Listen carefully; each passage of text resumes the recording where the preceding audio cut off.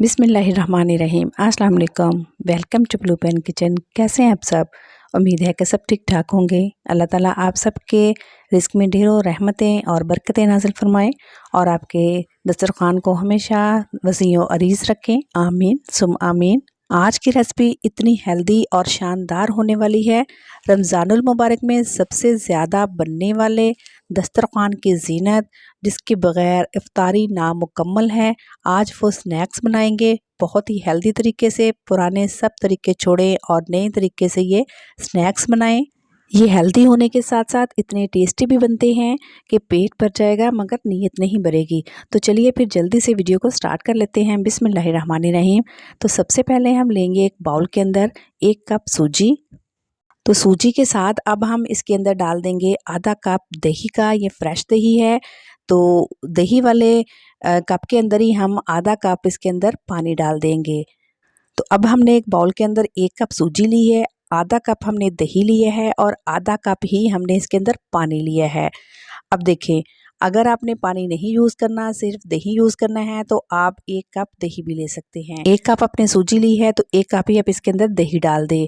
जितनी सूजी लेते हैं उतना ही उसके अंदर पानी डालते हैं। अगर आपके पास दही नहीं है तो आप इसकी जगह पानी भी यूज़ कर सकते हैं, या फिर आप आधा दही डाल लें और आधा पानी भी डाल सकते हैं। इन केस के अगर आपके पास दही बिल्कुल नहीं है तो आप इसको पानी से भी बना सकते हैं। 1 कप सूजी और 1 कप पानी इसके अंदर डाल दें। अच्छे से इसको मिक्स कर लें। सारी सूजी को दही और पानी के अंदर बिल्कुल भिगो दें, डुबो दें, साइडों से भी साफ़ कर लें और इसको कवर करके हम 15 मिनट के लिए छोड़ देंगे ताकि सूजी जो है वो अच्छे से फूल भी जाए और सॉफ्ट भी हो जाए। सूजी को रेस्ट पे रखे हुए 15 मिनट हो चुके हैं। तो अब मैं आपको इसकी कंडीशन दिखा देती हूँ। तो ये देख सकते हैं सूजी जो है वो काफ़ी हद तक थिक हो चुकी है और फूल भी चुकी है। तो बस इसे रेस्ट देना बहुत ज़्यादा ज़रूरी है ताकि सूजी जो है वो थोड़ी सॉफ्ट भी हो जाए। तो अब इसके अंदर हम डाल देंगे कुछ कटी हुई सब्जियां। तो यहाँ पे 2 मीडियम साइज़ के मेरे पास आलू थे, जिनको मैंने बारीक सा काट लिया है। जैसे हम पकौड़ों की कटिंग करते हैं ना, उसी तरह जूलियन शेप में मैंने काट लिया है। तो यहाँ पे आधा कप के करीब मेरे पास जूलियन कटी हुई गाजर है, ये डाल देंगे।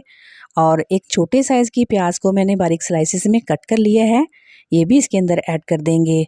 और ये 1 मुट्ठी पालक है मेरे पास, बल्कि थोड़ी सी है ये, जिसको मैंने काटा है तो ये 1 मुट्ठी लग रही है, ठीक है।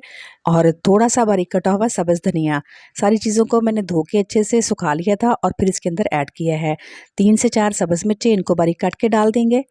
1 टेबल स्पून मोटा कुटा हुआ धनिया डालेंगे। इसके अंदर धनिया जो है अच्छा लगता है। 1 टीस्पून पिसा हुआ धनिया डाल देंगे। 1 टीस्पून इसके अंदर कुटा हुआ ज़ीरा डाल देंगे और हाफ़ टी स्पून गरम मसाले का डालेंगे। 1 टीस्पून कसूरी मेथी हाथ पे क्रश करके डाल देंगे, इससे बहुत ही प्यारी खुशबू आएगी। 1 टीस्पून लाल मिर्च का पाउडर, 1 टीस्पून ही कुटी हुई लाल मिर्च जाएगी और हाफ़ टी स्पून इसके अंदर हल्दी डाल देंगे, इससे कलर बहुत अच्छा आ जाएगा। और 1 टीस्पून इसके अंदर नमक जो है वो इनफ रहेगा। और मिर्च मसाले जो हैं वो अपनी मर्ज़ी से आप तेज़ भी कर सकते हैं, अगर कम ज़्यादा करना चाहें तो आप कर सकते हैं। मिक्स कर लेंगे इन तमाम सब्जियों को और इसमें पानी डालने की आपको बिल्कुल भी ज़रूरत नहीं पड़ेगी और ना ही आपने पानी डालना है। ये बहुत अच्छा सा हमारा बैटर तैयार हो जाएगा। तो आप देख सकते हैं अभी ये ठीक है, लेकिन थोड़ी देर में थोड़ा लिक्विड हो जाएगा क्योंकि वेजिटेबल जो हैं वो अपना पानी छोड़ेंगी। लेकिन आपने इसमें परेशान नहीं होना, अगर ये थोड़ा पतला बैटर भी हो जाए तो भी आपने परेशान नहीं होना।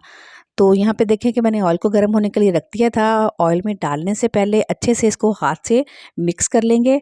तो इस तरह हम हाथ पे डाल के थोड़ा सा चपटा कर लेंगे और पकौड़ों की शेप दे लेंगे और इसको ऑयल में हम डालते जाएंगे। ये इसका बैटर जो है देखो थोड़ा सा लिक्विड सा हो गया है, थोड़ा पतला है, लेकिन फिर भी इसके पकौड़े बहुत ही बेहतरीन बनेंगे, बहुत ज़बरदस्त बनेंगे। लेकिन अगर आपको लगता है कि आपके पकौड़े बिखर जाएंगे तो आप इसमें थोड़ी सी मज़ीद सूजी डाल सकते हैं, लेकिन आपको इसकी ज़रूरत नहीं पड़ेगी। तो यहाँ पे देखिए कि बातों ही बातों में हमारे पकौड़े जो है बिल्कुल तैयार हो चुके हैं। जब एक तरफ से कलर आ गया तो इसकी साइड चेंज करके दूसरी तरफ से भी हम इसको कलर दे देंगे और फिर जब दोनों तरफ से कलर आ जाए तो फिर फ्लेम को हम लो करके हिलाते हुए इसको अच्छे से क्रिस्पी फ्राई कर लेंगे। तो यहाँ पे देखिए सारे पकौड़े फ्राई हो चुके हैं और हम इनको निकाल लेंगे, एक्स्ट्रा ऑयल जो है वो निकाल देंगे। अब हम इसी तरह दूसरा बैच भी इसका फ्राई कर लेंगे। तो यहाँ पे देखिए कि दूसरा बैच भी बिल्कुल तैयार हो चुका है। ये पकौड़े बहुत ही खस्ता और मज़ेदार बनते हैं। बेसन के पकौड़े जैसे जैसे पड़े रहेंगे वो सॉफ्ट होते जाएंगे, लेकिन ये सूजी के जो पकौड़े हैं ये जैसे जैसे इनको टाइम निकलता जाएगा ये मज़ीद क्रिस्पी होते जाएंगे। तो ये बहुत ही टेस्टी और बहुत ही शानदार लगते हैं। तो यहाँ पे देखिए मैं आपको तोड़ के दिखा रही हूँ कितने क्रिस्पी हैं और बहुत ही टेस्टी और बहुत ही मज़े के भी बनते हैं। और मज़े के होने के साथ साथ ये हेल्दी भी बहुत है, क्योंकि सूजी जो है बहुत ही हेल्दी होती है। तो हर रमज़ान हम बेसन के पकौड़े बनाते हैं, तो इस दफ़ा आप सूजी के पकौड़े भी ट्राई कीजिएगा, यकीनन आपको बहुत ज़्यादा पसंद आएंगे। और अपना फीडबैक भी ज़रूर दिया करें और किन किन शहरों से आप वीडियो देखते हैं ये भी ज़रूर बताएं। अगर आपको वीडियो अच्छी लगे तो लाइक कर दीजिएगा और चैनल पे न्यू है तो चैनल को ज़रूर सब्सक्राइब कर लीजिएगा। मिलते हैं नेक्स्ट मज़ेदार रेसिपी के साथ। अल्लाह ने के बान।